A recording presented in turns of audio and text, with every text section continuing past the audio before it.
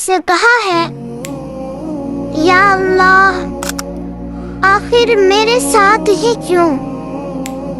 وہ شخص رات کے آخری پہر اکیلا بیٹھا تھا، آنکھوں میں آنسو تھے اور دل میں صرف ایک سوال۔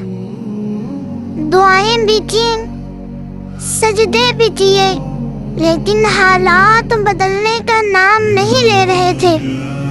پھر اسے قرآن کی ایک آیت یاد آئی، ممکن ہے تم کسی چیز کو ناپسند کرو حالانکہ وہ تمہارے لیے بہتر ہو۔ وہ خاموش ہو گیا۔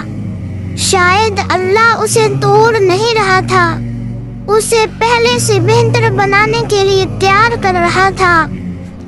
اگر آج تمہاری زندگی میں بھی کوئی ایسا درد ہے جس کی وجہ سمجھ نہیں آ رہی، تو یاد رکھیں، ہر مشکل سزا نہیں ہوتی، کبھی کبھی وہ اللہ کی طرف واپس آنے کا راستہ ہوتی ہے۔